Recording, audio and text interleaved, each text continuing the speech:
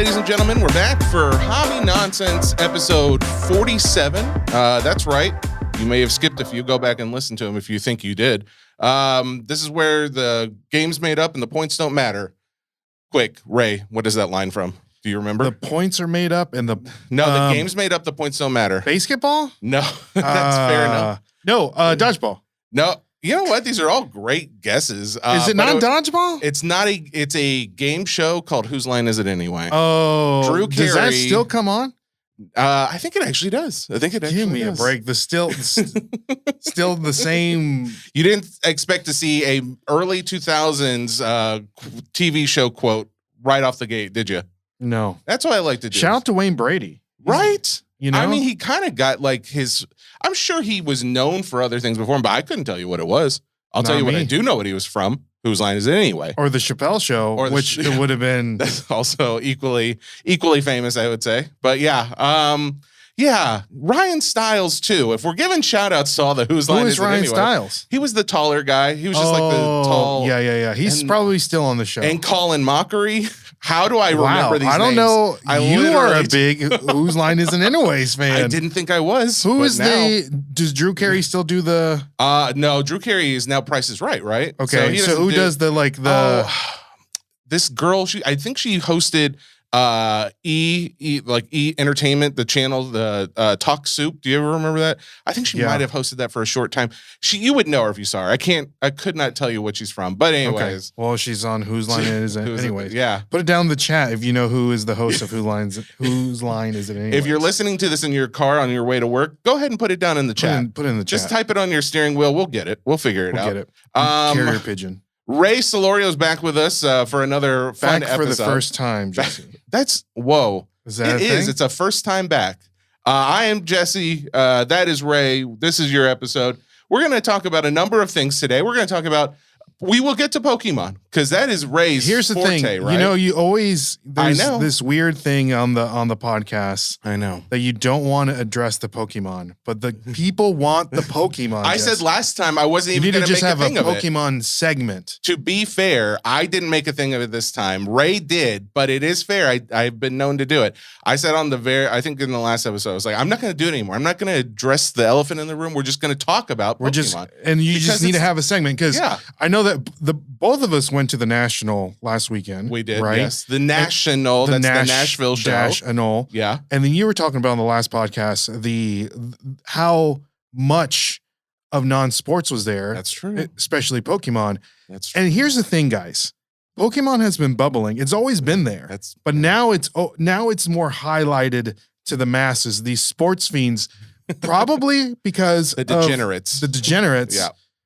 Probably because of the prices. It's got it. Oh, 100%. Yeah, there's no question in my mind. Because before, it's there. It's always been there. Yeah, they're like, whatever. It's like that mole that you're not looking at. But finally, it gets to a point to where I can't unsee this mole that's been on my back. I have to address this. A $7 Jigglypuff card. I don't think. Wait a second. Now it's $100 now. Yes. Oh, okay. Yeah. Tell me more. Let's do. Yeah, exactly. That's exactly. So we will be getting into that. That'll be later on in the show. We'll hit a few news topics first before we get into all that. See what's been going on in the world of non-sports. And to start us off, actually, before we start off, before we start us off. Can I just point out something that I saw on a clip this morning that's been just bugging the back of my brain? I just need to talk about it to somebody. Okay. So you can bill me later. Yeah, I would. Or I can bill you later. There we go. Back to the Future 2. You're familiar. Yeah. You've seen the show. Yeah. All right. Movie. Back to the Future 2. In the movie, there's a little book, Gray's Sports Almanac. Yep. Right? Yep. He uses this book to go back to the past. Correct. Uses it to bet on things, win. That was the plan, at least. What happens, of course, we know. Spoiler alert, if you haven't seen it. And if you haven't seen it, what's wrong with you? But spoiler alert, he goes and throws it away after Doc gave him a hard time. Yep. And then Biff takes it, goes back, gives it to himself in the past. And then all of a sudden, he's winning all this money. Good, great, whatever. Here's my issue. Okay. Is this going to be like a, you know how they do with like time traveling movies and there's always like something that sticks. Yeah. You know what I mean? Yes, it is. Okay. See, just it's accept a time it, traveling movie, you know. But here's the problem is they do so well in a lot of other areas of the movie of like kind of making sense of why this is the way it is. So it's like, I haven't really had a bugaboo, as you would call it. Okay. Shout out to Destiny's Child. The original. I haven't had a bugaboo with most of the scientific aspects of Back to the Future until this one really got in my craw. And it is the fact that even though Biff gave it to himself in the past, and then the past started to change, all the sports events were the same, had the same turnouts. How is that possible? Well, maybe because Biff's like arc never crossed the other timeline. Well, not necessarily, but like the sports. Okay, so you're saying no. The sports would have to have been affected by the rift in time. Not if he did it to where it was like anonymously. Yeah. Or anything like that. I see what you're saying. Think about this. I see what you're saying. Think about this. He had Trump Towers, not Trump. Excuse me, Biff Towers. Biff Towers. I always thought of it as Trump Towers. I wonder if I think that's what they alluded. Okay, yeah. Okay, that's probably why that was stuck in the back of my brain. They had Biff Towers in there. That takes manpower. He was buying oil fields. This man was affecting the course of history, not just there in Hilldale, but throughout the entire California and Western Seaboard. I would say he would have to have affected some of these. I'm sure the lines would be different because they would see what Biff would be betting on and would like, okay, right, money's going towards there. Right, he would have to do it anonymously, or I don't know, maybe. But again, it got or not bet on everything. Maybe just like a Super Bowl here and there, or maybe a World Series here and there. You're helping me a little bit. You're helping me to not see it as such a glaring flaw, but it's sticking in my craw. I don't think it's a flaw, but would you call it a full-on bugaboo? Maybe a half bug? Here's the thing. Maybe he hit it big on a couple bets and made some great investments. Got his money, you're saying he did it early. Bought an oil field, made his money towards that way. You know what I mean? Okay. Just hit it big on a couple bets and then he's good. Bought a couple businesses. Ooh, I'm liking this. That's probably what happened. Because I don't want to go into the next viewing of the show and the movie and then be like, what? This is not. I don't think he made all of his money from the sports betting. Because he did have those. Wow. Those towers, the casinos. Yeah. He was making money, obviously, on the casino. Exactly. Yes. So he made probably his startup money betting. Yes. And then from there, he got the ball rolling. Yes. That is how you start the Hobby Nonsense podcast. Yeah. Thank you. Oh, we can. If he was a smart business owner. Yeah. No. And he seemed to be. Obviously. He had a lot of biker security. So that was good. Topps has done something new. We're getting into the actual the meaty parts of the show today. Topps has done something new in the sense that this is the first time I believe I've seen it. I think they've done other variations of non-sport Topps Now releases. However, this is the first really official one they've done for Marvel, it would appear. So over the weekend, or maybe it was Friday, I got some guys messaging. It's like, hey, did you see what Topps Now just released? And for the new Captain America movie that just came out, they have put out a Topps Now card featuring Anthony Mackie on the front playing Captain America. And then you got Red Hulk coming down, punching his shield. It looks very cool. It's a cool looking card. But what I'm seeing in this is this is the actual artwork that the film studio is using to put out to the masses. And this is, to me, it feels like, wow, we're getting direct marketing material from the studios that can now go on cards. I just feel like this feels much more official. And granted, Topps Now, I have my own feelings. I've thought in the past, hey, that Topps Now cards won't have the same kind of value in years from now, or maybe even shorter than that. But I said all that when it's related to sports. Now that I'm seeing it related to Marvel, I'm like, yeah, I'll buy 10. So I did. I bought 10 of them. They don't get delivered, I think, until next month. But that being the case, I'm still pretty pumped to see it. Did you happen to? What do you think about this thing? So the one of one is what? This just a refractor card? What is it? So it's just supposed to be. They're thicker. They're a premium card, so 130 points. So it's a thicker card for the one of one, or just in general, it just says, the base. Look for these. So I assume it's not all of them. I would assume the one of one would be. But it's they're saying look for the premium 130 point base card encased in a plastic magnetic case, foil parallels numbered to 99 or lower, and then a short print featuring an alternative poster artwork, which they did show a picture of that. And that does look pretty cool too. It's basically Red Hulk with the shield, his fingers wrapped around the shield. Yeah, exactly. So green foil, blue foil, gold foil, orange foil, black foil, red foil up to 5, and then the foil for fractor. Yeah, is the foil fractor. I'm wondering why aren't we just calling that super fractor? I guess it won't be the same kind of style as a super fractor, but either way. So what do I think about these?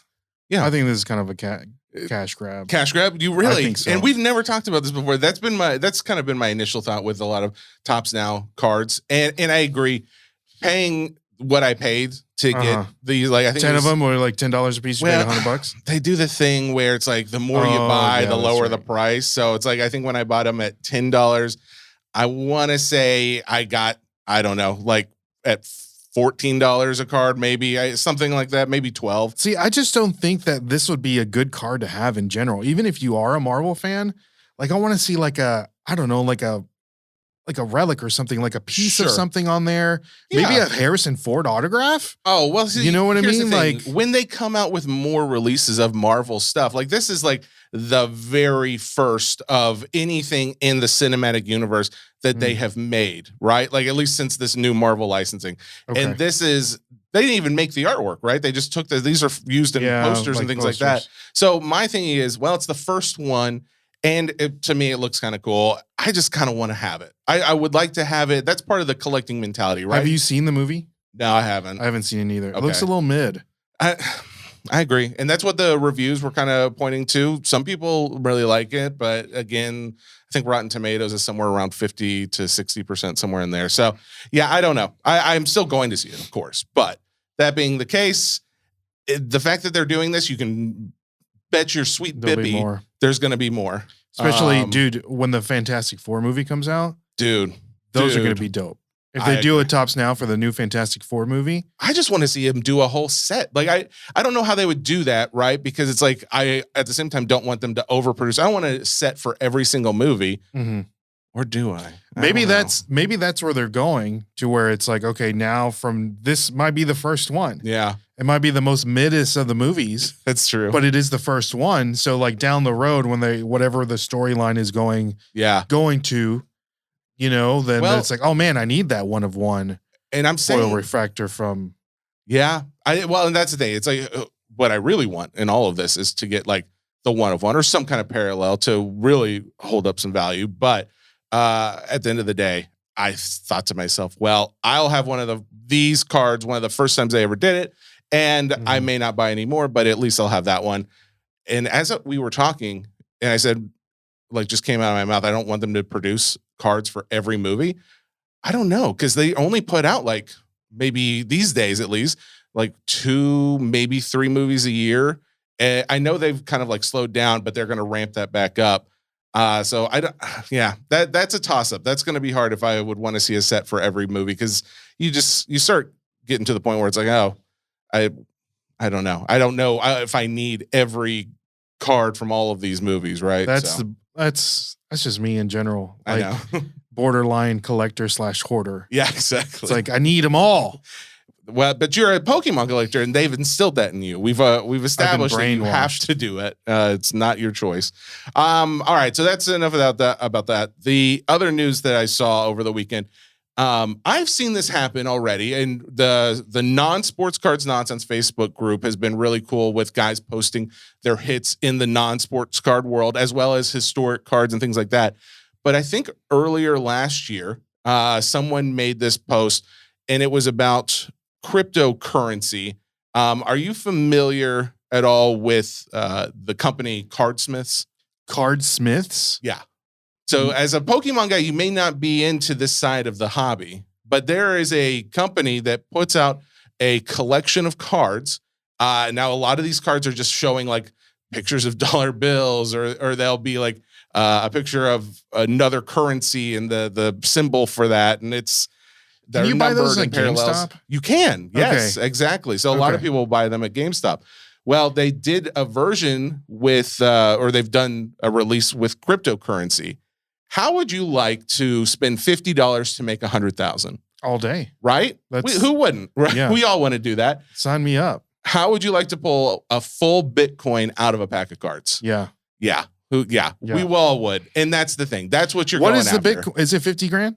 What is it right now? It's right around 100. 100 grand. Yeah, it's right around. So you literally could spend this guy, someone just recently went to a GameStop, spent $50 on a pack, and because they have not always been that high. But as people have seen, they've pulled actual Bitcoins from this. And so they've gone up. So what is it? Is it a code? So I assume it's to a wallet, like you would get some kind of access to a wallet, or you might have to contact Cardsmiths directly, and then they would get you to the coin by whatever means. But yes, you essentially win a full Bitcoin if you were to pull one of these cards out of a pack. That's amazing. It's absolutely insane that they're just hanging in some of these stores across the country. Yeah, because I mean, is this a new thing, or is it like it's been going for a few years. It's so they started it when it was a little older, when it was not at $100,000. So this has just been like someone's got like a, I don't know, like a tub full of these products, and they're like, oh man, we need to put these on the shelf. They could have Bitcoin in them. What's stopping GameStop from not like buying them all? Well, I mean, that's the same thing with every time there's a card where there's, we just had like a Paul Skeens, right? Like everybody's chasing this one guy, and the card's worth hundreds of thousands, if not millions. It could be there, but it also could not be, right? Like we don't know how many packs of these that Cardsmiths made, but doing a little bit more digging, and I need to do more because I'm finding out some more information. Are you a crypto bro? Do you got Dogecoin? I have had some Doge. In fact, one of our early episodes, if you go back and listen to the Sports Cards Nonsense episodes, like within the first month, I was telling people to buy Doge. I did not do it myself, but Mike did, and it was right before it just shot up. So I hated that, but I love that I gave good advice on it. But yeah, your own coin. Oh, like nonsense coin. Yeah, I can't wait to be sued. Nonsense coin. I would definitely be sued for that. Because I would immediately just scam everybody, I'm sure. But there are other coins you can get in this pack. I was finding too. So it's not just like a Bitcoin. You could get like an Ethereum coin. Those are up too, right? Coins. I mean, everything's Ethereum Lite. They've got like Dogecoin in there. Now, granted, I would want like a lot of Dogecoin. I wouldn't just want one. Yeah. But yeah, that's the thing. I want to know more on like how many different coins, how many coins do you get if it's like a Dogecoin one? There's one they did list in this article that some people have found them. I think they've only found them at GameStops when they've bought these packs. Someone bought one back in March last year, and that may have been when we had someone post in the group about pulling another Bitcoin. That's amazing. That's something I would like to know more about too, as far as like how many there are, because I don't know if there's really like anyone has come out and said exactly how many of the coins they put into each release, because this is like Series 4. They're getting ready to release like Series 5 later this year. So they're still pumping out coins. Yeah, it's not like they just put that coin out in the last few months. That was out. And granted, that was probably out. They probably put that out when the coin was somewhere around 60,000, I would guess. Somewhere around there. It could have been less than that. But I don't know how many they're going to put out there when the coin is at $100,000 right now. But something to think about to know you could. All that's so foreign to me. Like as a trading card collector, and I don't know if you're the same way. I like to have like the physical thing. Yeah. Well, I mean, technically you're getting a card of a physical thing. Yeah. But, I mean, it is interesting that is one of the quickest turnarounds, I would guess, of getting your money for a card, right? Because it's like, if I just transfer it from the coded wallet that's on this card to your bank account, to your other wallet, and then you transfer it to your bank. Yeah, it could be pretty fast to get that money turned around. But again, you got to know, like, you're buying that for the gamble, right? Like that's like a lottery ticket you're buying. So $50 to 100,000. Who would have thought? We live in a and what is the pack, or what is Cardsmiths? Cardsmiths. Yeah. Tonic, I think, is the parent company, I guess, that made it. They said that in the first series they had 5 Bitcoin available for redemption. I don't know how many of them have been hit. it would be curious to know if anybody's just sitting on like a box of these. They're like, oh, this is That's garbage. what I'm thinking. No one wants this. I guarantee no one probably wanted it. It went on in clearance. So, let's see. Oh, speaking of the sports connection to the non-sport world, I got this announcement as well.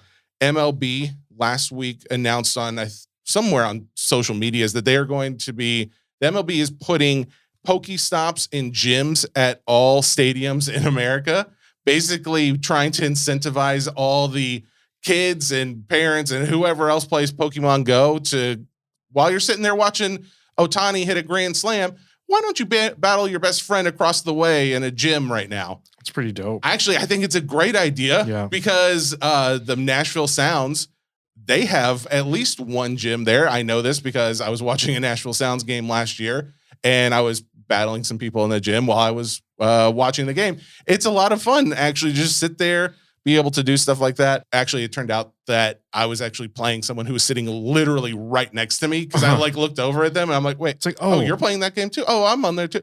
Wait, are we in the same gym right now battling each other? So that was a fun experience. But I think that's kind of cool. I think it's cool that we're getting closer of like uniting all of these different fandoms into one. I like the synergy we've got going on right now. What do you think the MLB paid? What is it? Nintanic? What is it? Nintanic. I think Nintanic to do that. The Pokemon Go company. Dude, do you think they paid or was? I don't know. I would guess because they are. They did say they are club branded Poke gyms and stops that they'll have at these places. So those places advertise. People pay to advertise in Pokemon Go at those. So I would guess it's more than $1 and less than $1 billion, but somewhere in between there for sure. They're making some. I wonder what that company is doing with all that data. Oh, selling it overseas. Yeah, but like what? Sure. Yeah, I don't know exactly, but they're definitely using that as a way to market to you. Like, oh, they went to this baseball game. Oh, you know what else? This person did this and he likes that. Yeah, they've got all these baseball cards with this company. I mean, it's. I would feel like it's a marketing treasure trove for that kind of data. But one other thing before we get into our Pokemon stuff, Hyperspace releases this week. Topps Star Wars Hyperspace comes out. It'll be cool. It'll be much more affordable than the last Star Wars release, and it'll have some autographs that I think guys were hoping the last product had. We already know just from some of the marketing materials, it'll have Harrison Ford in there as an auto. I did pull up the checklist. Going through there, I was seeing, let me see, some of the autographs that are just sticking out to me. Benicio del Toro, Adam Driver, let's see, Ben Mendelsohn, Amelia Clark, Daisy Ridley, Mark Hamill. But my boy Obi-Wan Kenobi here. All of these, what's his name? The actor is Ewan McGregor, and he is also in there. Yeah. So all of the actors that we were hoping were going to have autos in the Galactic Antiquities that didn't, they are basically in this product, but they're sticker autos. So that was the whole thing with Antiquities. It was supposed to be on card, and that's why those were hard to get. But guess what? You'll have them here. It looks like they're coming out somewhere around $275 to $300, depending on where you buy it per box. We'll see. I'm excited. I get to break it on Wednesday. If you guys are looking to get in, Fanatics Live, that's where you can check me out. But other than that, it is just going to be a cool product for all the fans out there, for the hardcore fans, especially because they're focusing on like multiple planets. I think there's just 5 different planets that they focus on, either characters from or. Can you name 2 Star Wars planets? Naboo, Hoth. Ooh. Do I need to name? Give me a third one. Give me 3. Chris. Dang it. It's the one where the Wookiees are from. That all the planets I'm naming are actually in this product. Kashyyyk. Yeah. Kashyyyk. Look at you. Okay. And Hoth and Naboo, I said those. There's 2 other ones. What about the Mustafar? Mustafar's one. Look at you. I could not tell you what the 5th what's one the in this What's one the sand planet? Is that in this one? That's Tatooine. Is it in this? No. No? Okay. But look at you. I know. What can I say? I'm growing in my nerddom. So there you go. That is the new release. I couldn't really see much in the way of non-sport new releases this week. So we'll be back with more, of course, week by week.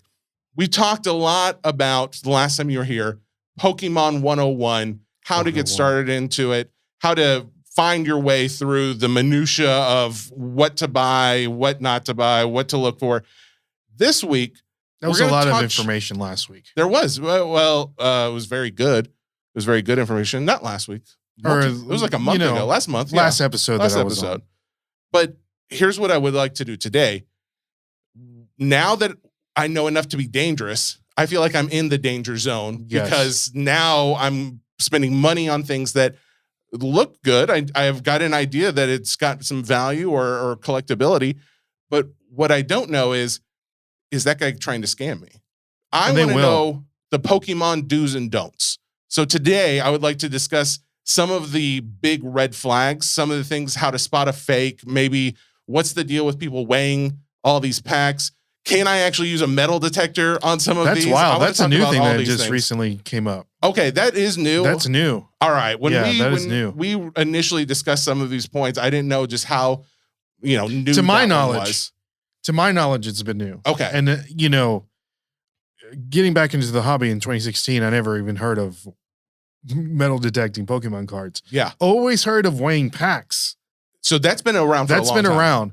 Even when you go to like a hobby store, yeah, you'll see heavy pack, light pack. Okay, so that's why I wanted to know, like, specifically, is weighing of Pokemon cards like a frowned upon thing? Because it doesn't seem like it, because they're openly selling, hey, this is a heavy pack, this is a light pack.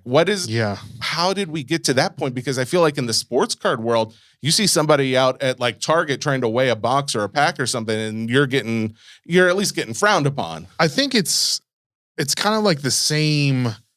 They're cousins to the CT scanning thing. Yeah, for sure. There's definitely relationships, right? So like heavy pack, let's talk about vintage. And we talked about vintage last time I was here. Yeah. The WotC era, which means... the Wizards of the Coast. Look at you. I'm so good. I'm learning. Look at you. So if you're going up to somebody and you're like, okay, I want to buy a base set unlimited $19.99 pack with the Charizard art on it. Okay.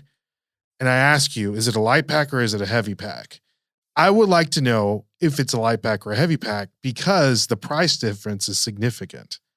So same thing as the CT scanning to where now they're doing you have a first edition Pokemon box. Mm-hmm. Go ahead and scan it. Make sure the stuff is in there. Okay. You know what I mean? Sure. Yep. So it's kind of like the same thing. It's not necessarily like frowned upon if you're looking to purchase something that is like vintage and you want to make sure that you're getting your money's worth. But it doesn't that take away from like the fact of like, oh, now I know if there's a heavy pack, that means what? Well, there's going to be a holo. So it means there's going to be a holo. Is there a differentiation in weight between a reverse holo and a holo? Well, in the vintage, there was no reverse holo. Oh, okay. So you're only getting the holo. But there wasn't a flarts. There were no full art. There were no flarts. there was no alternate arts. Yeah. It was just the holo, right? So there was going to be a weight difference between the two. So there are going to be card packs that are light. And when we say light, we're just talking about like the weight. Yeah, but I mean like it's not a lot of weight, obviously. No, grams. Like very few grams, right? I got a great story to tell you. Okay. So when I first got into the hobby, right, all this hoopla of weighing packs, right? I'm like, okay, I want to try this. Yeah. I want to try weighing packs to experiment for myself Sure. if that was the case. At the time, that's when they did come out with reverse holos and holos, right? Okay. And at the time, what they do is they'll throw a code card in there with a different color, and that's supposed to like weigh up, like offset the weight. So, really? Yes. Oh, I didn't know that. So in the sword and what was the era before? What do we realize? Yeah, the sword and shield era. Okay. Yep. You would have for example, Evolving Skies. Okay. If you got like a white code card, that means there was a hit. If you got a green code card, there's no hit in the pack. Really? Yeah. And that because that means they're setting off weight to counterbalance. Yes. Really? Yeah. So they do that now, even today? Now they don't, because now you get 2 reverse holos and a holo no matter what.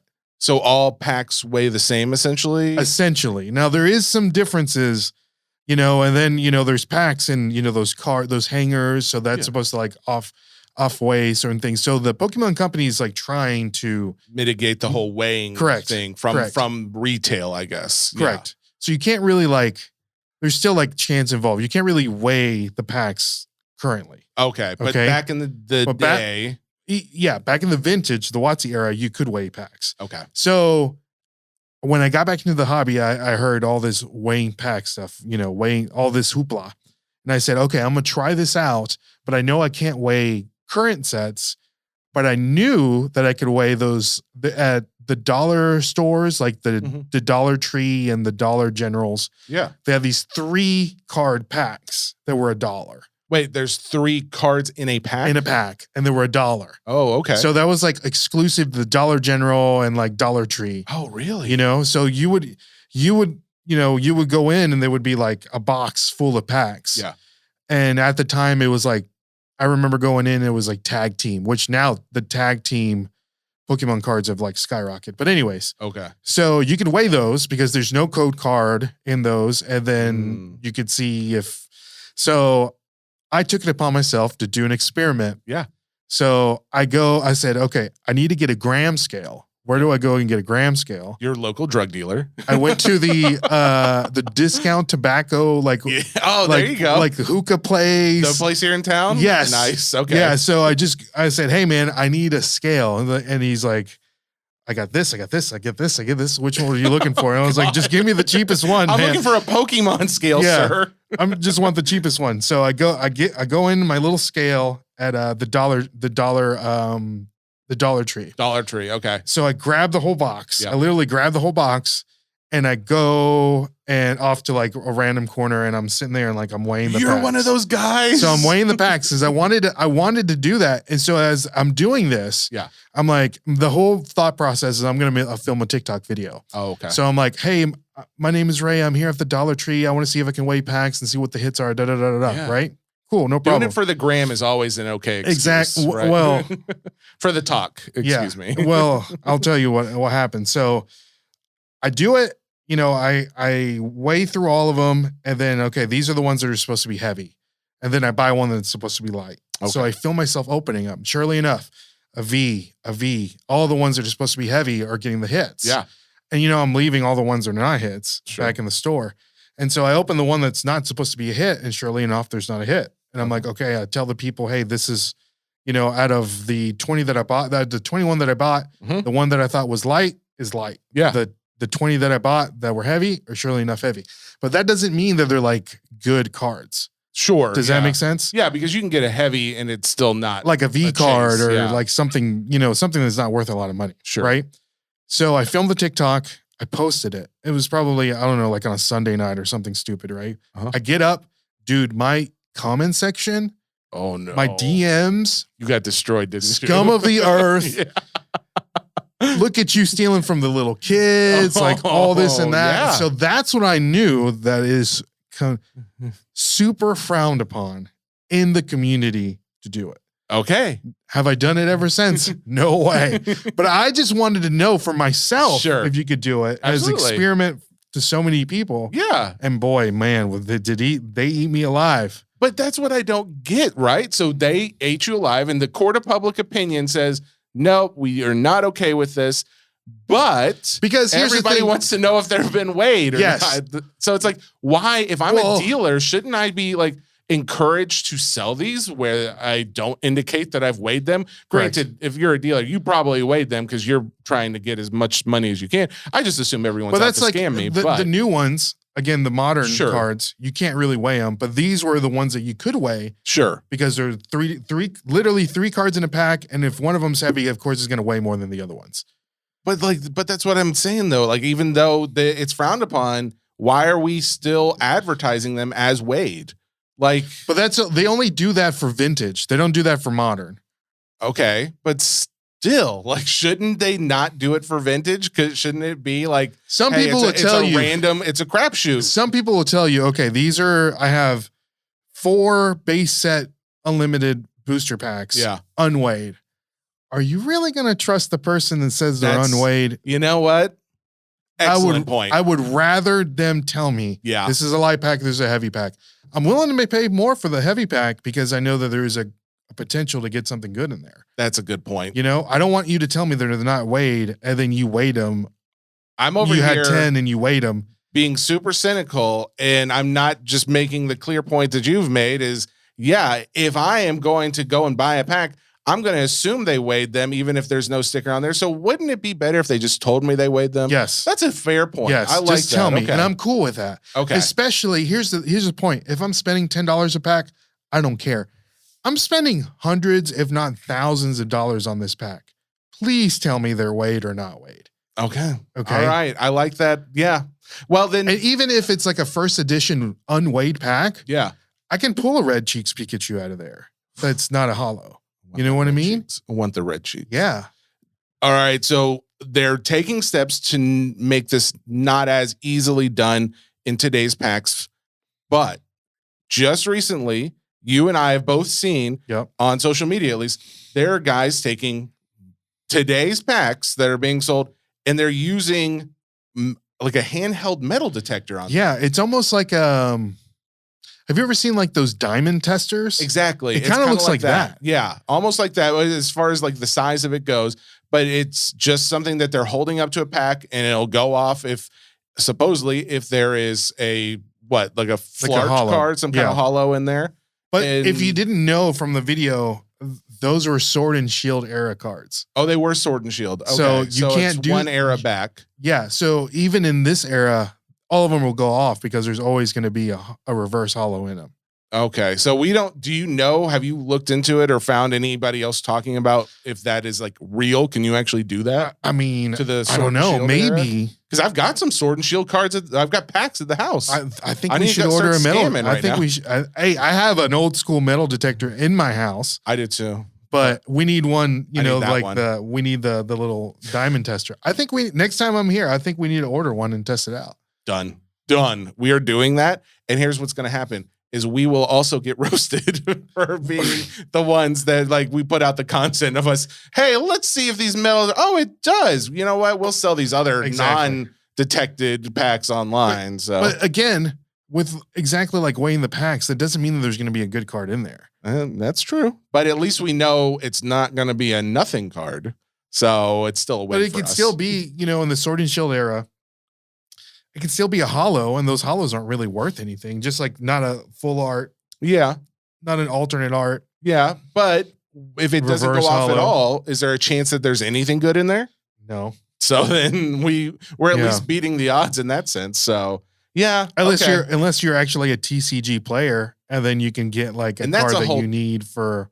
Dude, that's a whole different world. And that's actually, so last episode, I wanted to do that, but the guy let me know last minute he couldn't come on. So we had to scramble and change things up. But my goal is to get a TCG guy on here to talk about how some of these cards that are so collectible and expensive and you can make actual money on them may have zero gameplay, or you could have this card that is valueless or very little value, and it does really well in the game. I don't know if you knew this or not, but in the set, like let's take example, and I know I keep bringing this up, the Evolving Skies, we have the huge Umbreon VMAX card, right? Yes. There is an Umbreon in that card that's not like, it's the same card, like that has the same abilities, but as the art on exactly. So you can still use it in the TCG. Does that make sense? It does make sense, but I assume the value is nowhere near. No, but it's just for, that's what they call them, like alternate arts or, like. Interesting. It's the same card with the same abilities, same hit points, all that stuff. But then there's one that's like the collectible. You think Pokemon does that on purpose? So that it's like, hey, you can have your one that you want to collect and sell and trade. And then you can also have your one that you can play. And you don't have to worry about scuffing the edges or whatever. Yeah. And there's a lot of cards out there that they're not like the collectible cards. Yeah. They're worth money because the TCG players are wanting them to build their decks. Like there could be like bulk cards that you would see. The Pidgey, I think, was one of them for Pokemon specifically. I was talking to a guy at Next Level Games or something. It's down at the Rivergate Mall. So if I can't get this other TCG guy on, I'm going to reach out to them and have one of them on. But I was talking to him over the weekend and they were saying like, Pidgey is one of these cards that you would expect nobody really cares about, but in gameplay, it can be very useful for this and that reason. at that point I didn't understand. But I was just like, okay. Pidgey for like what set? Oh, I have no idea. I don't know. Maybe early one. Maybe he was talking about the set that I was opening. Like the base set one? What were you opening? I was opening... Oh, geez. What is the name? It's not Prismatic. Obsidian Flames? No. There's Pidgey in there. Oh, yes, it was. Yeah, it actually was. It was Obsidian Flames. So, yeah, maybe that's what it was. There's a really nice Pidgey alternate art in there. There's a Pidgeotto alternate art that's really nice, too. Okay. Man, well, that's good to know. All right, so let's change up. One other thing was fakes, right? Like fakes. Spotting a fake, I think, for the layman is much more difficult than you would expect, just because they've gotten pretty good at some of these. I asked you if we could talk about counterfeit Pokemon cards, how to know if you've got one, how to tell a real one from a fake one. You sent over like some pictures of some stuff. Yeah, I can bring it up here. And for sure. For anybody who's like listening and wants to see some of this stuff, about a week after we air the episode on the Listen Only podcast, it does get uploaded to the YouTube page. So you can watch the full episodes on there, and some of this will be on there. Come over to the YouTube, guys. Look at our beautiful faces. Hit the like, hit the subscribe. Oh, God, he's doing such a good job. He is pushing hard, and Put a comment. This. All right, so how to spot a fake Pokemon card. On the first one we've got pulled up here. This is a how do you pronounce this? I think I always mispronounce it. I thought Frogunk. Okay, I don't know. I think we're both wrong in that case. Yeah, I think so too. All right, so what are the things that people need to look out for? I think for the first of all, there's going to be a lot of the fakes that you're going to see out there. Yeah. They're not going to be like the card that you're seeing right now. They're going to be like the big money cards. So it's going to be kind of easy to spot the fakes. Oh, you know what I mean? It will be easier, you think? Yeah. Okay. It'll be easy to spot the fakes. But let's just run down through everything. Yeah, like the first thing we're looking at this card, the font. You got to look at the font. And guys, just buy a pack and just compare. So whenever the printing of it is always going to be different than the actual card. It's almost going to be like not as clear. Almost has like a weird like little shadow. On the font, or the font will be different than your actual Pokemon card. It is a noticeable difference. So it's like, you got to kind of know if you've got a real one first, and then you can compare to what the fake one looks like. Correct. Okay. Like, as you can see, like a perfect example, if you look at the name of the Pokemon, the A, there's two different A. It's the same A, but it's different font, different fonts. All right. Different fonts. And then bold, like some of it's in bold, some of it's lighter. All right. So that makes sense. That's an easy enough way to tell the difference. But again, it does involve me having something I can compare it to. Correct. And for that, you would probably say like find one that's already been graded, because you can have a better assumption that that's a real card. Granted, unless it's like a CSG trophy card. Oh, can I bring this up too? Oh, yeah. I want to bring this up. So if you guys are collecting Pokemon cards and you're looking to invest in them or do whatever, especially like modern, do not buy anything but PSA graded cards. Really? Because everything else will not hold its value. Oh, okay. SGC, CGC, Beckett, depending if you have Beckett, really? Beckett, yeah. Like really? Beckett will not hold its value unless it's a black label, or if it's like a vintage Pokemon card in a Beckett slab. But a modern will not hold its value.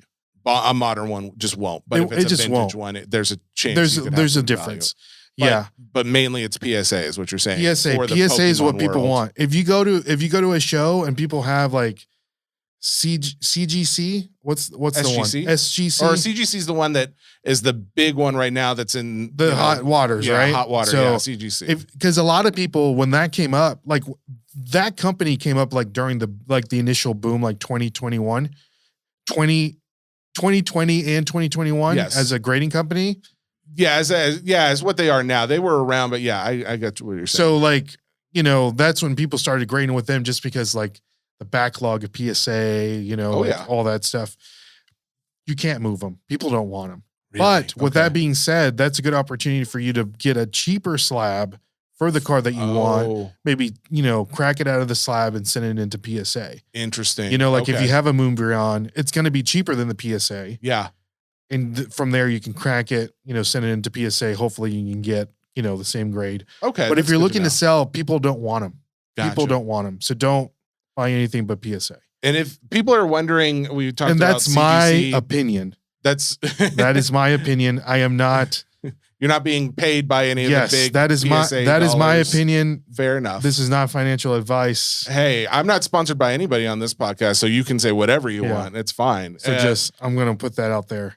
That being said, though, if anybody is curious what we're talking about with the whole CGC thing, I would encourage you to go back and listen to a couple episodes ago, and or just Google Pokemon prototype and CGC grades. You will find a number of especially now. People really don't want them. Because your credibility is just like out the window. Yeah, it's not good. All right. Let's go back to spotting a fake. Yes, spotting a fake. Next thing, spelling mistakes, Jesse. I can't believe this was even on there. Oh, like so easy. That's that? Like one of the number one things that you look for is spelling mistakes. Really? You would think like they go through all the effort to fake it. They would at least get the spelling. I mean, right. I'm sure they're just running it through like Google Translator or something, and okay, yeah, like the sentences will probably be off, and things like that. And so in this, you're showing something specific, right? Yeah, like just real specific on this card. The Pokemon, there'll always be like an accent mark on it. Oh, okay, yes. So whenever you see on the E, correct, on the E. So just make sure, like this is a Gold Star Latias card that we're looking at right here. Huge money card. Clearly a fake. The Pokemon, the accent mark isn't on the E. Yeah, I believe the font might be different as well. And so that's a dead giveaway. Giveaway right there. All right. Oh, insert meme. Dead giveaway. This is the number one thing that I always look at for a fake card. Okay. Yep. And on the back of the card, to the right of the top right of the Pokeball, there's like this white cloud, whatever. I don't even know what you would call it.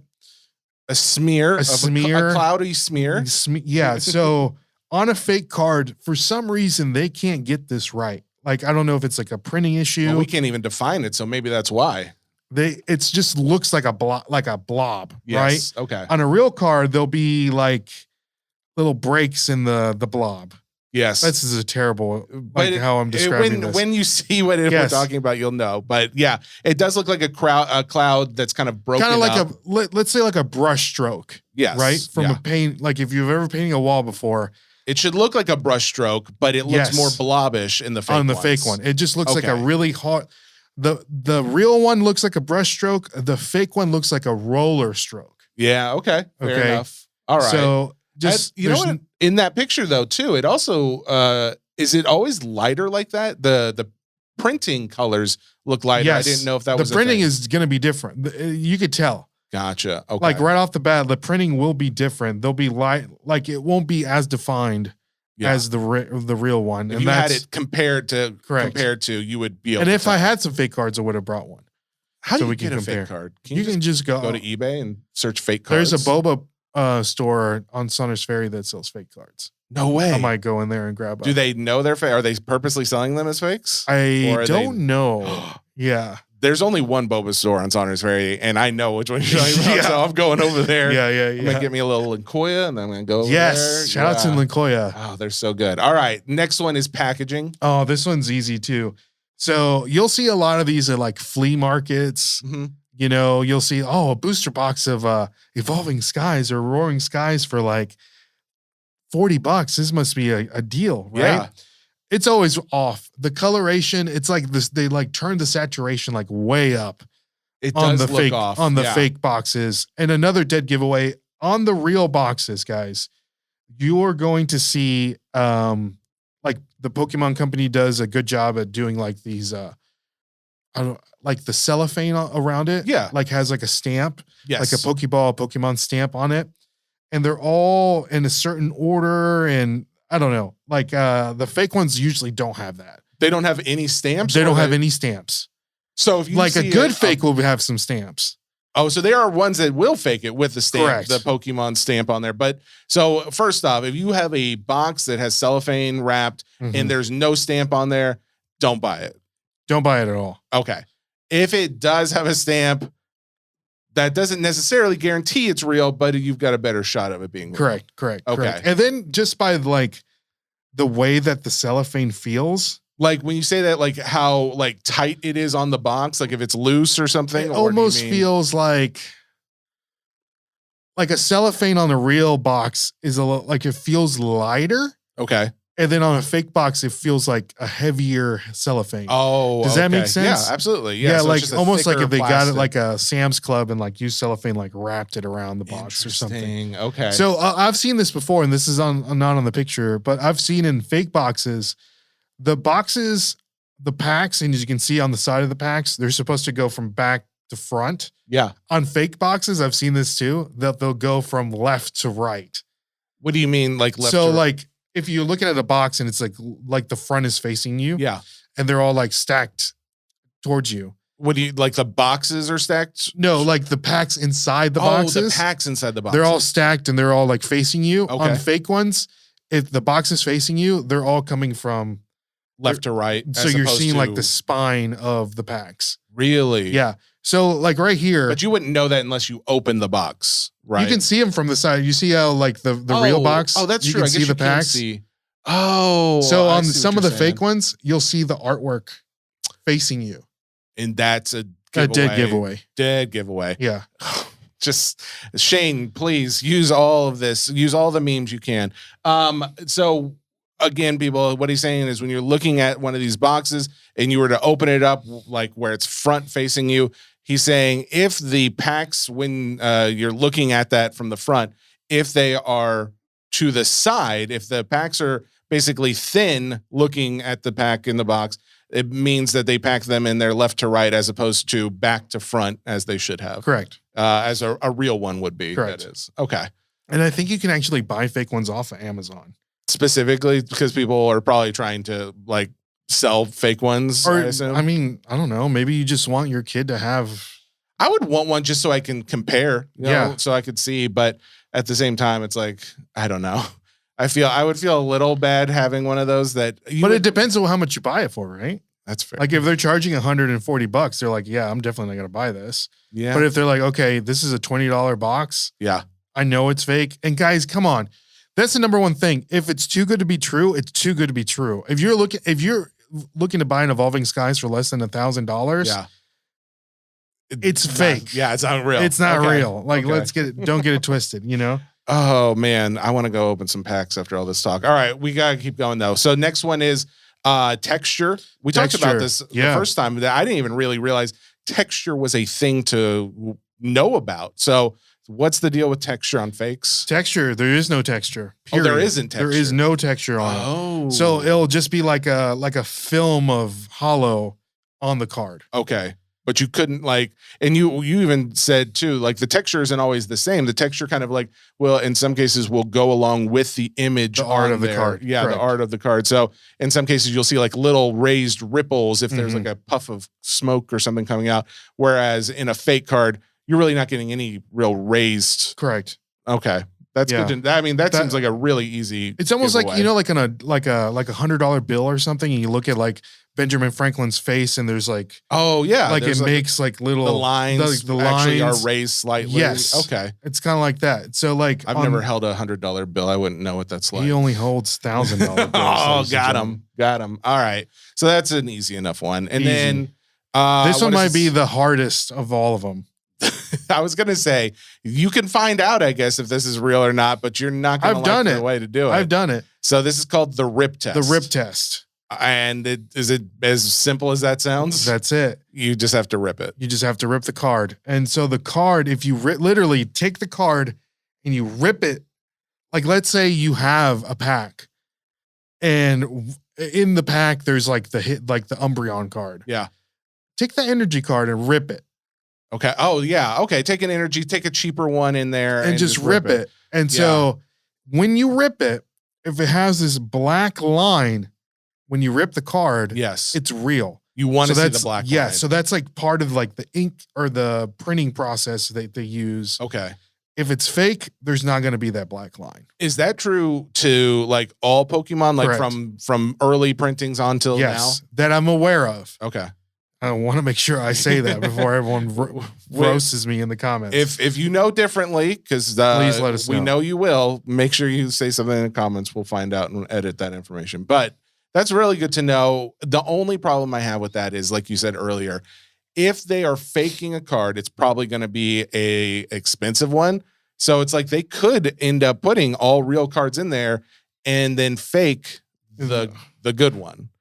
That's where you still run into the issue. Yeah. So then that's where you got to rely on the other methods that we've talked about here. Yeah. All right. Well, there's a lot of nuance, and we're not even talking about like fake slabs. Because there's fake slabs. Oh yeah. People are fake slabbing these cards. Oh yeah. I don't need to know. Fake slabs. PSA slabs? If you're really you should do this regardless. If you're buying over $1,000 card or something, I mean, it doesn't even have to be. If you're buying a card that's like $100, yeah, and you're like, okay, this is as much as I can spend on the card. I want to make sure that this PSA slab is real. Yeah.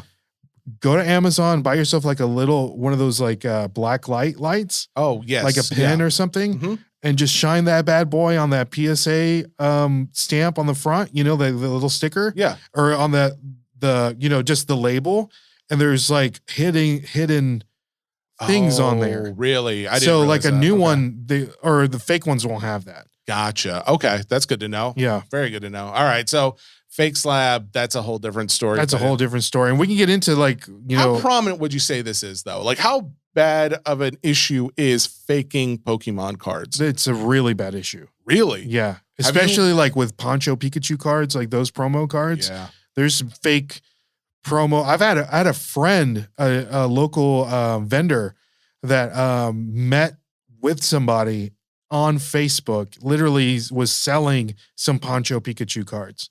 Really? Meets him and says, yeah, this is how much I want for him. Cool, yeah. Whatever. Takes out his little pen. Immediately like, oh, you know what? I don't really want to sell them. You know, like, you know, it's like, yeah, I kind of like, I don't really want to sell them anymore. Thank you for meeting me out here. I'll talk to you later. Really? Yeah. Wow. Jeez.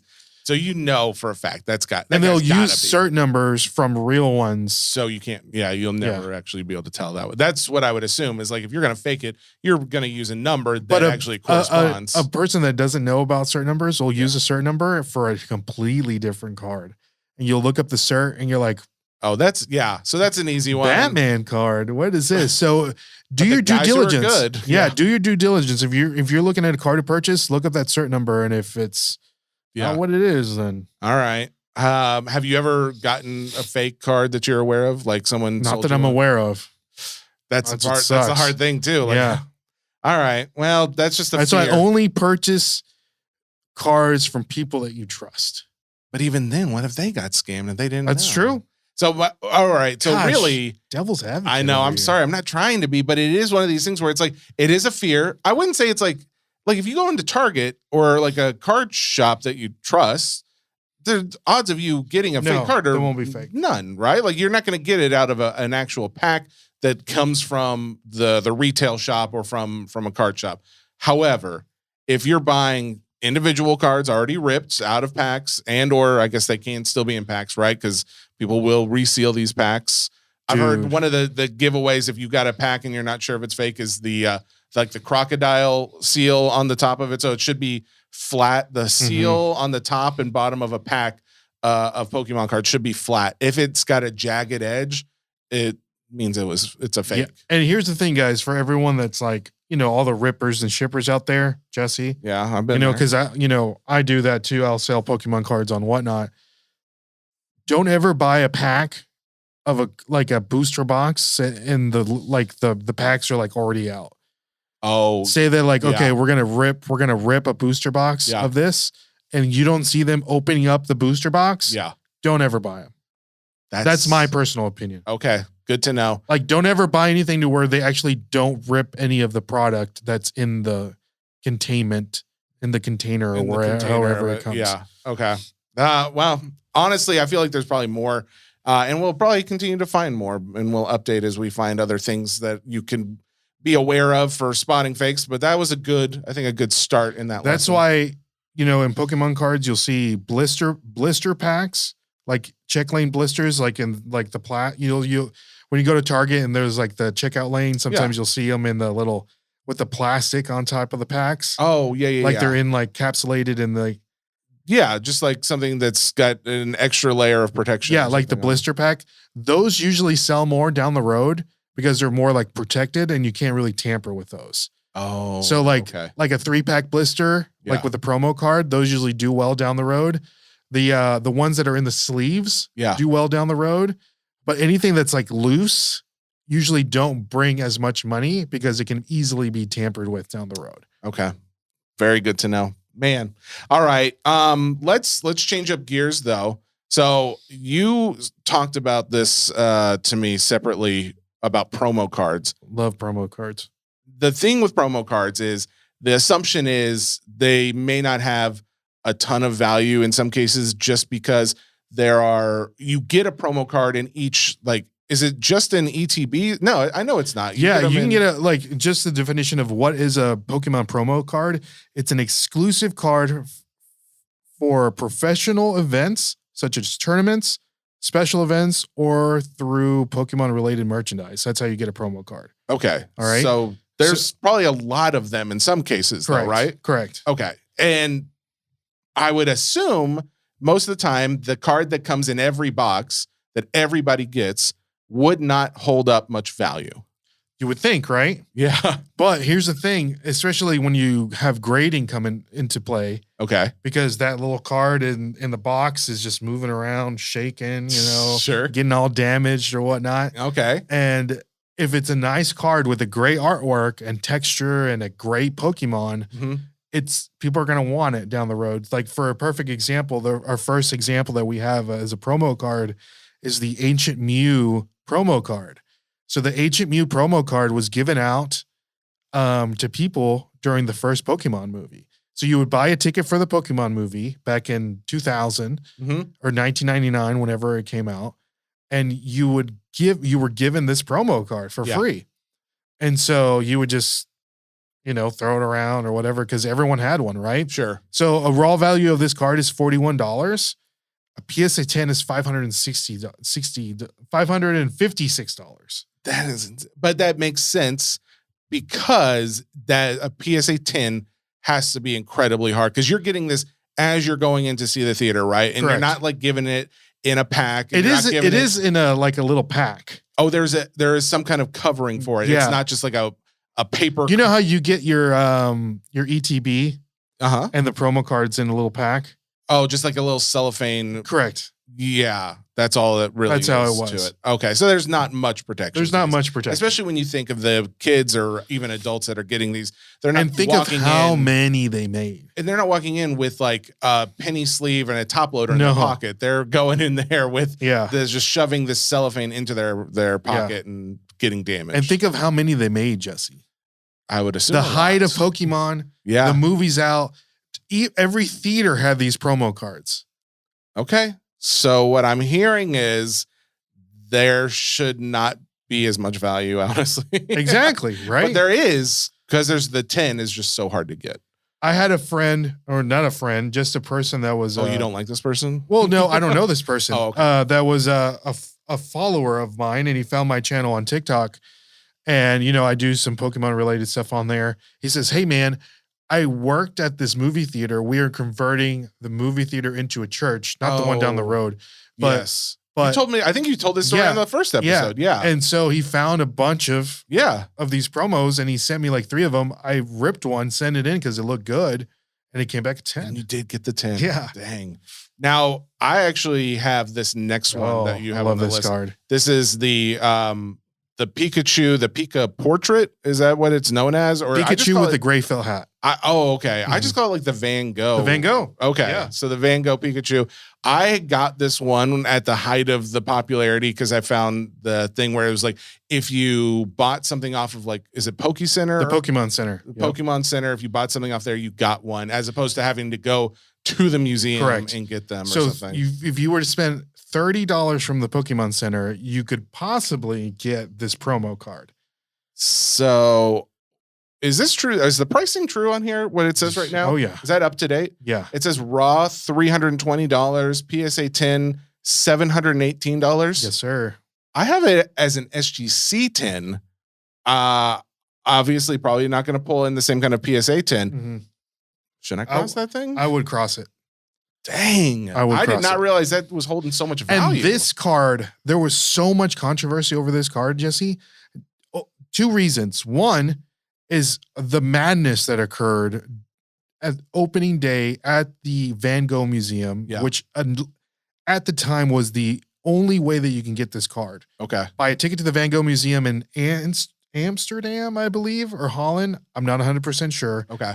They had an exhibit there. There was other Pokemon Van Gogh related merchandise. You can get some bags, play mats, other things like that, right? Yeah. This card was given to you for free once you purchased the ticket. So much madness happened with this that they said, we're not doing this anymore. We will give it out on the Pokemon Center randomly. You got to spend $30 or more. And all of them went out, right? Yep. At the time this came out, everyone was like, the price is too high. It's too high. It's too high. Mm-hmm. It's overinflated. The madness, that's what's causing it to peak. But so many people want this card. And I keep referring to the Umbreon card. The pop rate of the Umbreon card in a Gymnet 10 is crazy. Yeah. Which the price of what it is compared to the pop does not make sense. Okay. Because it's a loved card or whatever. Same thing with this Pikachu card. Pikachu as a Van Gogh art. I know. Come on. That's why I wanted one. At the time I cared nothing of the value. I just thought it looked really cool. Exactly. And I was like, if I can get one, I want to have it. Yeah. And now it makes sense that it's just one of these that there may be a lot of, but I assume it's not anywhere closest population as far as like a PSA 10 to the Umbreon. I think it's even more. You think it's more? I think it's more. Because it's a free card. Everyone got it. Yeah, but I mean, you still had to spend money to get it through the Poke Center, and it was like I remember it being a limited time. I would love to know like what the population, what's more, either if it's that or the Umbreon. But that is another one that there's a lot of, but still holds value. How do I know? I guess how do I know what is? You want to guess? Oh, hold on. You want to guess the population report on this? I do. In the 10? Take a guess. On the Pikachu, I'm going to say 3,000 PSA 10s. 33,000. I was close. I had that 3. Jeez. All I had to do was add another 30,000 for the 10. And as you can see. Wow. And they're selling average price, 700. Man. Does not make sense, does it? I mean, I'm happy though. I'm happy to hear that there are people out there. There's enough people out there that are willing to pay for that. Granted, they haven't all paid at $700. There's probably a lot of those that were graded long before the price shot up to what it is now. But that's the thing. I think that's one of the things that holds that price up is oh, well, there's $30,000 and yet they're selling it or there's 30,000 of them and yet they're selling it $30 or $700. People would think, oh, no, it doesn't make sense. Doesn't make sense. But you think how many people are willing to sell them? There's probably a lot of people that don't want to sell it at all. It's rare that I see them at trade shows anymore because it's one of those cards that vendors are willing to pay 90% for because they know it's they'll get it in and get it out. That is so 30,000 of them selling at $700 doesn't make sense, I think, in the sports card world because there are so many people that are willing to basically give up on that player pretty quickly. I think there's more of a connection in the non-sport, in the Pokemon world where it's I can't give up on Pikachu. I love that guy. I'd hold on to him no matter if he was putting up 100 points or 2 points a game. Granted, that doesn't really cross over, but still, you understand what I'm saying. There's more of a connection, a deeper connection to where even if the value goes up, it seems like there's probably more people that want to hold that card than sell it. And Correct. That's what's helping to drive the price up. And it was a free card. That's crazy. That's what's crazy. You want to guess the pop rate on the Umbreon card? Yeah, what is that? In a 10? The Umbreon, I'm going to say, you thought it was more, so I'm going to say this one's 22,000. It's 15. 15,000. 15. So half of what the other one is. That's I mean, okay, that actually makes me feel a little sale bit price. better, honestly. It makes me feel better knowing what we're dealing with in the world of that Umbreon card, because that one that sells for more money, but there's also less of it than the other Pikachu. Okay. Yeah. And Umbreon, we call it Moonbreon, right? Moonbreon. Someone in the TikTok comments commented, because I was talking about the new EV evolutions in the Prismatic Evolutions box. Yeah. And I called it, I think I said at one point Moonbreon, but that's not Moonbreon. Was only in reference to the fact that Umbreon was like in a, like howling at a moon or something in that art.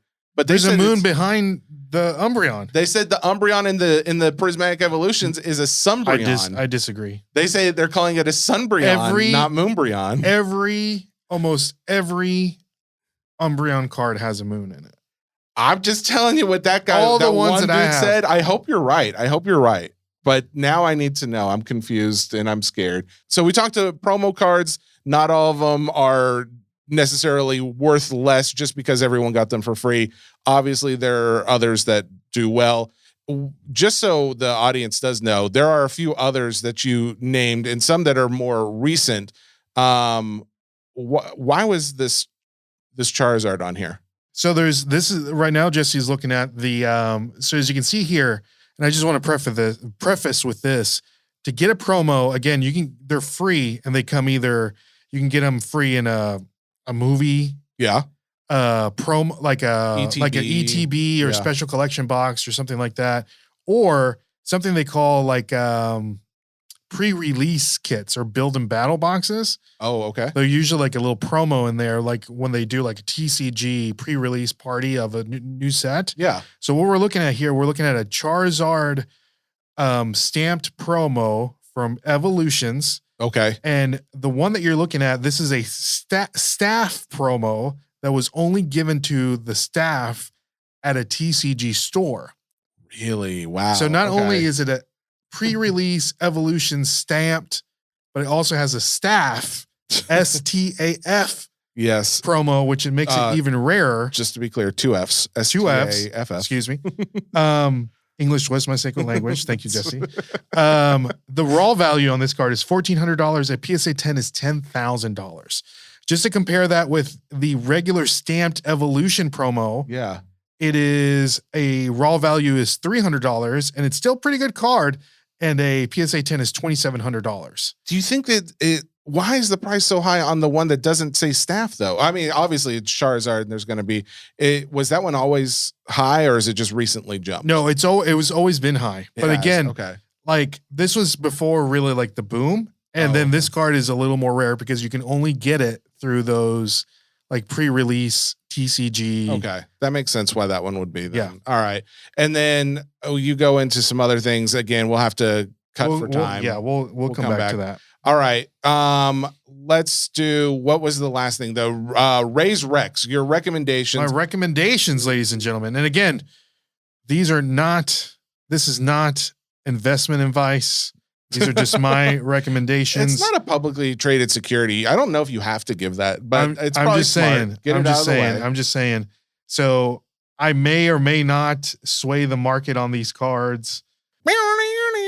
Ray's Reqs. So these are my recommendations. If you're looking to maybe invest or if you're looking to buy some cards that I think that are going to go up, in my personal opinion. Yes. These are some cards that I'm looking at to investing. If you're not already picking them up, I would pick them up. Okay. So the first one on here is the Lugia V card at a Silver Tempest. This is the alternate card. Silver Tempest is currently, that was in the Scarlet and Violet, right? The era. Yes. It must be, right? Because it's got a gray border on there, and Scarlet and Violet was the first to start they have doing gray that. borders if it's an alternate art card. Oh, okay. Yeah. All I right. think this was a Sword and Shield. Silver Tempest was Sword and Shield? Correct. Okay. All right. Good to know. Yeah. So Silver Tempest, Lugia. I said that. That's what I meant. All right. So Lugia V. I think this card's already, it's a great card to have in your collection. Lugia is kind of like like a sky and sea kind of Pokemon. He can, dive and, fly. Sure. Or whatever. But the raw value of this card is 262. PSA 10 is 622. Okay. So if you don't know, Jesse, this is the Lugia and the Soul or Pokemon Silver and Pokemon Gold was the second gen of Pokemon games. Yes. Okay. So Lugia was the silver Pokemon. Oh, that's right. On there. Yes. And so in the gold Pokemon was Ho-Oh. Ho-Oh.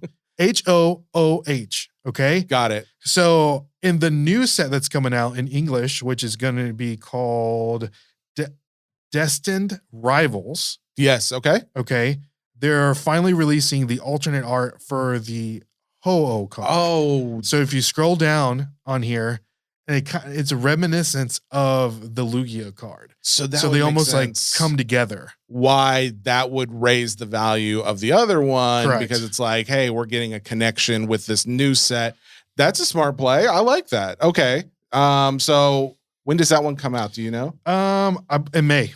In May. All right. So start to look for possibly the Lugia V, right? I'm curious in 2 months in May to see if the 622 still stands. I will be very curious as well. We will come back to it. Yeah. All right. What's your next one? My next one is I love this card, Jesse. I absolutely love this card.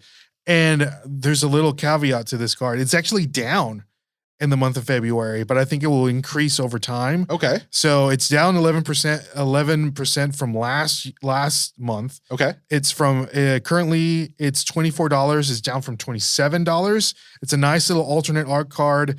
There's a PSA 10 is a $200 card, and there's what is 19. The card? The card is a Chansey alternate card at a Twilight Masquerade. The reason why I love this card is all the other Pokemon on this card. I love the artwork. You see a Snorlax in the corner. You see a Bellsprout in there. You'll see a Ditto. And you see a Psyduck.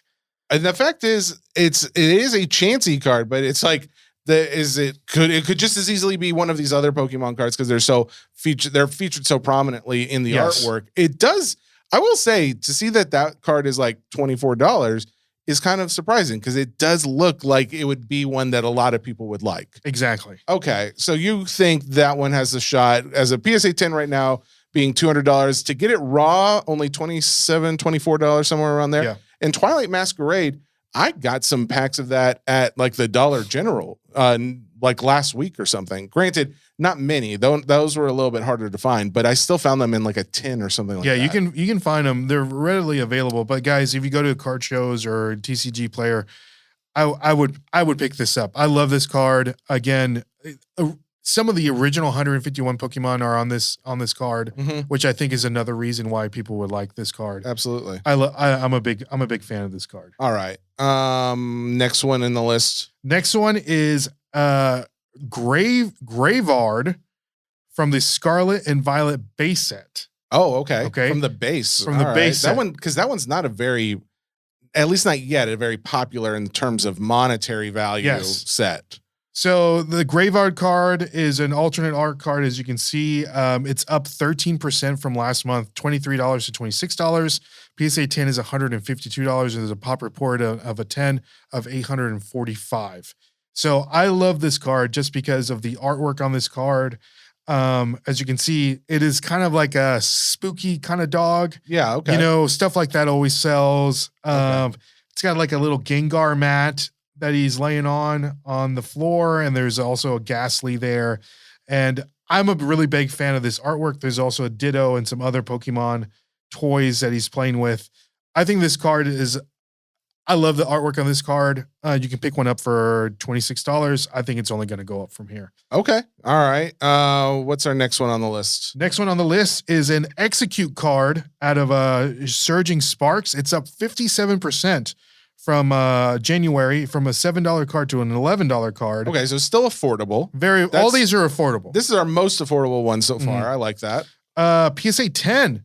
It's also it's 72 to 95. Okay. Pop of only 203, Jesse. Reasonably low. Yeah. So okay. So you're thinking because again, artwork, it's an original 151. These are things that are going to help promote value of this. Anything else associated to that? I love the artwork. Again, Execute one of the original 151. Okay.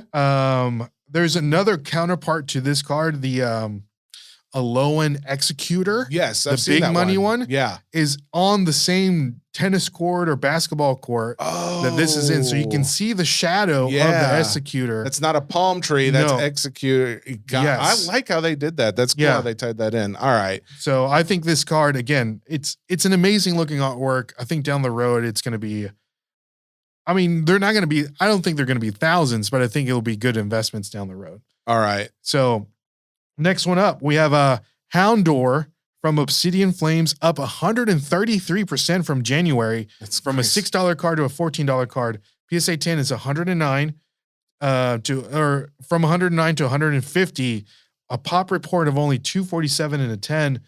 Guys, Houndour is a pretty. I mean, my daughter actually at one time Houndour I think was her favorite. I think she's changed over to Ninetales. Okay, Ninetales. Yeah, big Ninetales girl. But Houndour this is like a litter of Houndours, like a litter of puppies. Yes. It would make sense why this one could be popular. I could definitely see that. Yeah. So I love this card. Love the artwork. Again, like Jesse was describing, a litter of puppies. Who doesn't love puppies? Who doesn't love Houndour? Okay. And Houndour, of course, the evolution of Houndour. Okay. Also a popular Pokemon. So I'm a big fan of this card. All right. And what do we got? How many more do we have on the list? Because we got this is the last one. Oh, that's the last one. This is the last one. Okay. All right. So last one on Ray's Reqs, the Hisuian Growlithe. Hisuian is the village or whatever. Correct. The area in the Pokemon world. Yes. Okay. So out of Twilight Masquerade, up 26% from $15 to $19. PSA 10 from 97 to 121. Pop report of 1,300. I love this card because it's part of another card. Oh, okay. Another tie-in. Another tie-in. So if you scroll down, the Perrin, the trainer card, is that the Growlithe is looking up on her. So that's actually like the view from Growlithe looking at the Perrin trainer. Yes. And so the Perrin is looking down, and as you can see on the camera, is the Growlithe. Oh, wow. In the lens of the camera. I love how they've taken so much attention to detail in some of these. So if you want to put them in the binder, and if you have both cards, you have the trainer card and, like flip over the Growlithe. Yeah. It would be great to have it. And Growlithe is one of the, a beloved Pokemon. And now is Perrin a valuable card as is or no? I don't know. I haven't looked at you would think if one's going to go up, it would almost be tied in value. Exactly. To the Perrin is more than, I think it's $100 and something card. Oh, okay. Yeah. But the Growlithe is easier to pull because it's a Growlithe, because it goes with the other card. I think it's going to go up in value. So those are my Ray's recommendations. We got to find some kind of musician to make our own custom music for some of these. There you go. I just need a guitar riff like Ray's Reqs. We can just use that every time. Go ahead and use that, please. Go ahead and cut that. Cut it. Cut that, and then cut back in to the past where we initially said Ray's Reqs, and we'll explain. When people get to this part of the pod, they'll understand what happened. That's not confusing at all. All right, guys. There's your episode. Hobby Nonsense is Pokemon centric in this episode, but I think it was really, really cool information, especially going into the details of how to spot fakes is something that I know guys are going to run into this issue. I want to at least give them as much, ammunition to battle against the fakers out there as they could use. But this has been very helpful. The degenerates. They are, right? I mean, they really are. And the boons of my the world. fear is how close I am to that line of crossing over to the You're a degenerate? I mean, last week I spent 6 hours driving to every Dollar General in my local area. Why? Trying to see if I can find any older Pokemon stuff. Did you find anything? No. But that's the problem. My buddy out in Crossville, he's like, there's Dollar Generals everywhere. And he's like, I went in because he spent a weekend with us. And after I showed him like some of the Pokemon stuff I do and how they've shot up in value, he's like, oh, I'm going to go check. He's finding ETBs at these Dollar Generals? Yes. Wow. And I'm just like, what? And so after he said that, I'm like, well, I'll drive around. Found zero. What kind of ETBs was he finding at Dollar Generals? I am a degenerate at this point. I don't remember. I bet you went to some interesting Dollar Generals. I went to ones up towards the Kentucky line. Actually, I will say most of the Dollar Generals I went to, pretty okay. Really? Pretty okay. Yeah. Sometimes they have the Pokemon stuff behind the counter too. Did you? They most of them have. Most of them told me like, we keep finding open packs. Because of me and others like me, they have to keep them hidden away. So he was finding Astral Radiance. Okay. But they have this $40 sticker on them. So it's a sticker that's like under the cellophane on there. And it's like, he's like, how do you list this if it says $40 on there? And I'm like, I mean, you can't take it out on of the cellophane. ETB. Yeah. So there are Dollar General exclusive ETBs. That's what it's looking like to me. I mean, this is something new, people. Maybe if Ray's Reqs didn't know this, then maybe it's brand new. Who knows? Yeah. But it is something to think about. All right. We'll be back next week. This has already been a longer episode. I appreciate everybody listening. If you guys don't already know, it means a lot when you comment, subscribe, like, listen, do all those things. You don't have to send me a check. You can just do one of those other things I mentioned. Send them. You can send me the check. Okay, well, let's talk about it. We'll see. We'll talk off air. But that being said, this has been Hobby Nonsense. We look forward to talking with you guys next week. Next week, I am on my way to Ireland.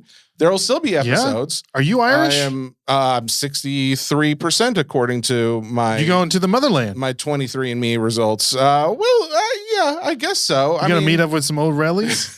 I don't know any of them, but I look forward to meeting. I think Gibson is like a Scottish thing, so I don't know what part of me is Irish. It's like when George's dad went to Italy and found the Costanza. Yeah, it's going to be just like that. I plan on filming some content, hopefully recording some stuff at the Dublin Card Show, finding out who's collecting Pokemon over there and other non-sport cards as well. So looking forward to that. You guys have that to look forward to as well. And we'll see you on the next one.